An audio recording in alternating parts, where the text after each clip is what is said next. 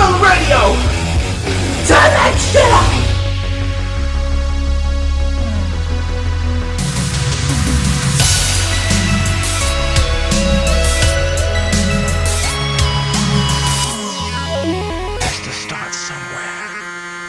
Start sometime. What better place than here? What better time than now? Pro Skater 2 got to be one of the most highly anticipated games of its era, and the year 2000 was stacked, so it was time to buckle down.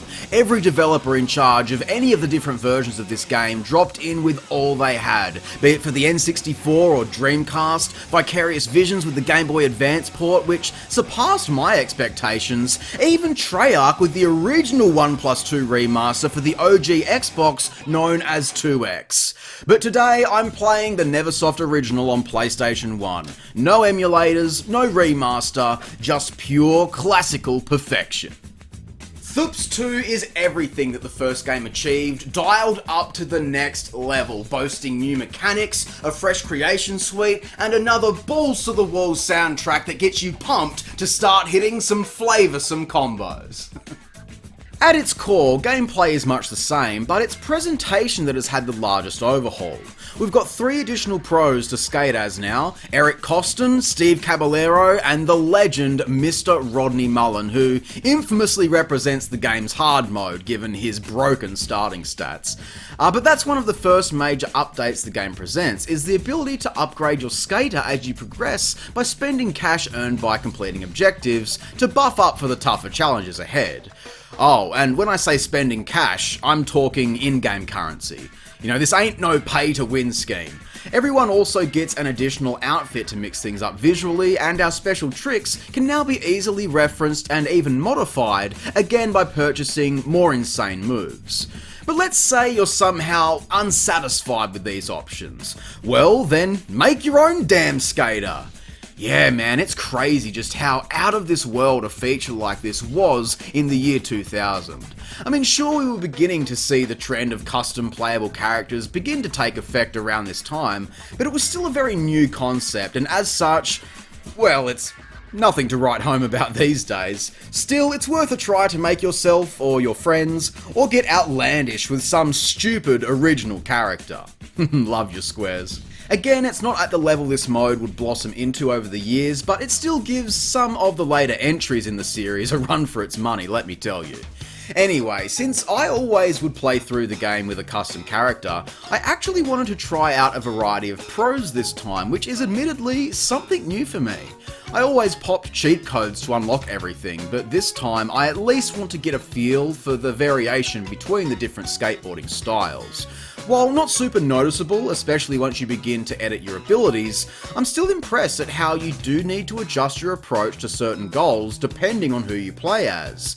You know, big airs are best for the vert skaters of course, but getting into technical combo lines for larger scores is the street skater's dream, thanks to being able to manual here, assisting in stringing tricks together with greater ease. This shows off the flow for so many stages, allowing you to effortlessly move from one obstacle to the next. You know, it's like the real world thing, in the sense that watching it makes it look easy. But trust me, that couldn't be any further from the truth.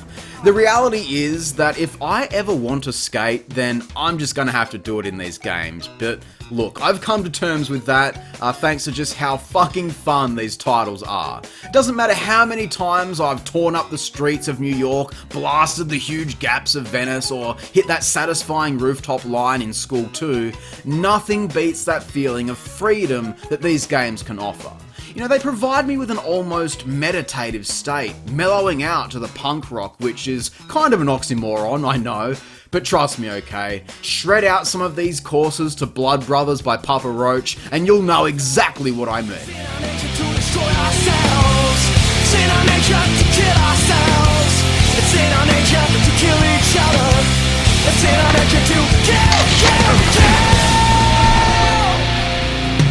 It was a dream, and then it hit me. Reality struck. Pro Skater 2 got that big drop BS. You've heard me bitch and bitch about this before, and now you're gonna hear me bitch about it again, because apparently, despite my hatred for this mechanic, I I never even mentioned it in my original review of this game. So, let's end this discussion once and for all. Big drops occur when jumping from a tall structure, which is something that you do a lot of in this game, and unlike the original where your titanium knees and ankles just, brush it off, here all of the lads are much more brittle than they are now 25 years later. However, you can actually land these, as you can see here on the first page of the game manual. By holding X, you can brace yourself for the landing, and you'll even get some additional points for doing so. Now here's the thing. I never had this manual growing up, and there is never anything about it during the in-game help text, so I simply never knew about it until all you geniuses graced me with your knowledge these last few years. Meaning that this playthrough right now is actually the first time I've ever played this game with this knowledge. So, what do I think about it after all of these years, finally learning to land big drops? Look, I'm still not a fan. I mean, this and all the versions of Pro Skater 2 from this era specifically are the only games in the franchise to use this mechanic, excluding Pro Skater HD, but in all honesty, who's playing that? So because it's a rare occurrence, that alone means that I still forget that I need to do this sometimes, which doesn't inherently make it bad, mostly just annoying on my part. But the thing that I always found to be offensive, however, is that this function goes against the flowing arcade nature of the gameplay loop, and that's undeniable. I mean, why do you think they never brought this back? Now listen, for real skateboarders, I've heard plenty of praise for this over the years, arguments for that authenticity the franchise strived for and the additional score boost you can get off of it. And hey, that's all well and good. I think we can agree to disagree on this one, because quite frankly, I'm fucking sick of talking about it. But from where I'm sitting at least, it is a minor misstep, but one that is easily ignored for the most part. Regardless, it doesn't come up too often, thankfully, and the levels in this game are more grounded. Literally, I mean. There are only a few times that you'll be dancing on the high wires for a secret tape or to access a hidden part of the map. The levels this time around all feature a lot more focus towards the street skating, linking grinds and manuals like I mentioned previously, gapping landmarks and objectives that are almost more comical, like ollieing the magic bum in Venice. Actually, speaking of Venice, this is another thing that I always cop shit for, is just not liking this map. Dude, I like it. In fact, I love that important real-world locations like this can be preserved within the games for generations to appreciate. Hell, that's why I'm stoked to play the upcoming 3 and 4 remaster and finally get to see Skater Island make its long-awaited return. But my gripe with the Venice level is again that this realistic concept doesn't necessarily make for a great video game level. Now, if this location featured in Skate, then I'd be creaming my panties, but unfortunately this is Pro Skater, and the flat ground tech simply isn't a prominent feature just yet. So it's all about flying around like a bird, man. Thankfully, most of the other stages prioritise this in a lot of ways and succeed in offering that blistering pace we loved about the original. I mean, there is a reason that this game has been so heavily re-released over the years, because the stages kick ass, nailing that simple pick up and play with the option for mastery that I mentioned in my previous revisit episode. And the implementation of additional secret areas creates for some truly unique rounds, which gives the otherwise mildly repetitive nature of the career mode a nice dose of variety, another element the games would continue to perfect over the years. The campaign this time is one level shorter compared to the first, but we get 2 additional levels once we finish the game, bringing the total of courses up to 10. Chopper Drop, as mentioned in my Every Level Ranked, is by far one of the most disappointing unlockables that I've ever seen. But thankfully Skater Heaven is at the very least memorable for its originality and again, featuring serious real-world landmarks in an interesting way. But if you're still aching for something more, then you can also create your own park, a feature that I just completely overlooked in my first video. Coming back to it now, it's quite decent for the time and in many ways more impressive than the character creation. You are restricted by space and hardware limitations, of course, but it's definitely possible to put together something rad. I'd suggest practicing the less is more mentality. You know, you don't need to go overboard with that, but give yourself some room to actually land the tricks.